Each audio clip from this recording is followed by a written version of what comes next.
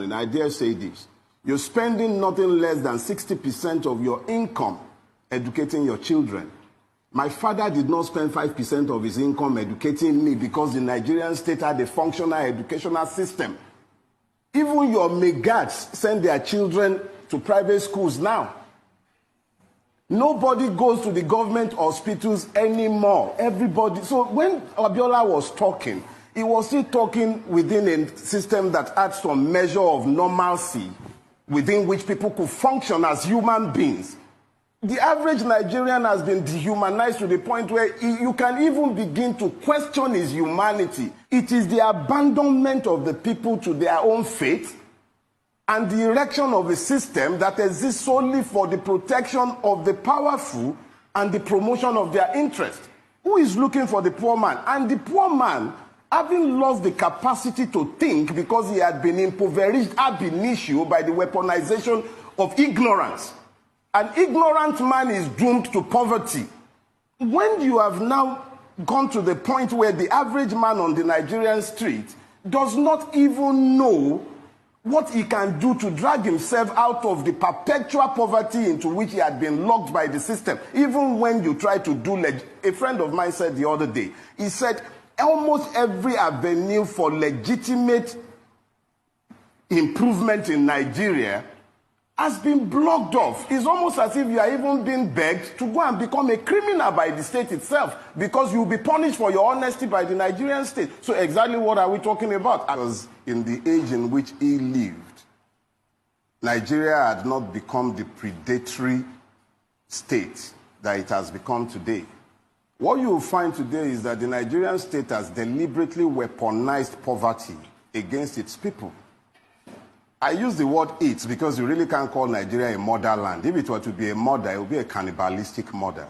And if it's a father, it's a most irresponsible father. You have 14 million children trampling the streets of Nigeria, most of them drug addicted. No future, nothing in front of them.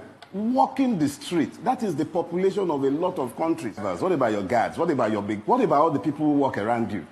COVID is the leveler. Everybody will harvest this. But here is the point.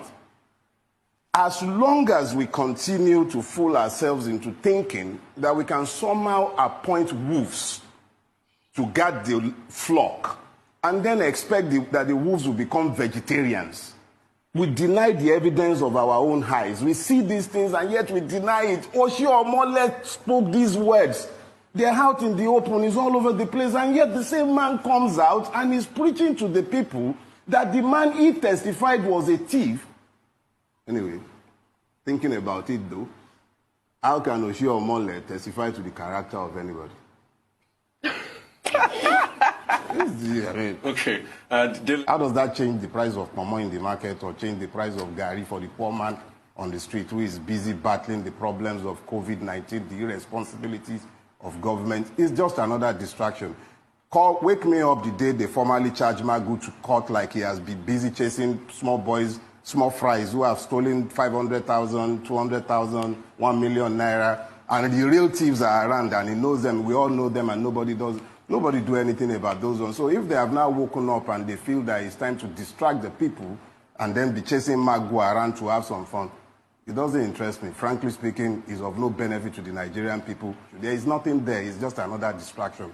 They're having their family squabble. Nothing will happen to Magu. Absolutely nothing will happen to him. I can tell you ahead of time.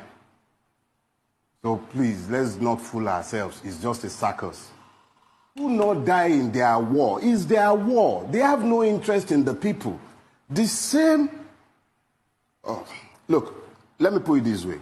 God forbid that we have to continue abiding with this set of rulers by 2023. But don't be surprised if you find that by 2023, these characters have decided that Nigeria is better ruled by a one-party system that would now encompass each and every one of them, because in reality, you do not have any sort of ideology separating anyone. This is yet another example of the fact that the Nigerian people do not matter in the calculation of the rulers of Nigeria. All that matters to them at any point in time, the only thing that is constant and never shifts, their own interests. Those interests have nothing to do with religion. They don't remember religion when they are identifying their interests. They don't remember tribes. The only people for whom they always emphasize these differences are the people themselves. If you see the way the Nigerian state has dehumanized the Nigerian people to the point where life has become discounted, what you then begin to realize is that before that day will come, several implosions, such as the ones that are already happening, would continue to happen. However, some of us had the benefit of living in Nigeria where it was possible to move across the class line because the state was equitable to an extent. We still dealt with that because I grew up in the age when you began the institutionalization of the madness that has turned Nigeria into the madhouse that it has become today. It was in my age. I was a victim of educationally disadvantaged state, quota stupid systems, all those systems and isms, everything that the institutionalization of the injustice that destroyed the fabric of Nigeria happened as I was growing up. So here is the thing. For Nigeria to ever retrace its steps, Nigerians hate hearing this, but it's inevitable. There has to be a complete turnaround. I needed to lay a foundation for what I really have to say. And what I have to say is very simple. Do not die in their war. Choose your own war in which to die. We will all die someday. That is the one thing that is available to each and everybody. Rich, poor, tall, short, it doesn't matter. We would all die. So if I'm going to die, I'm not going to die in their own war. I will pick my own war in which I will die.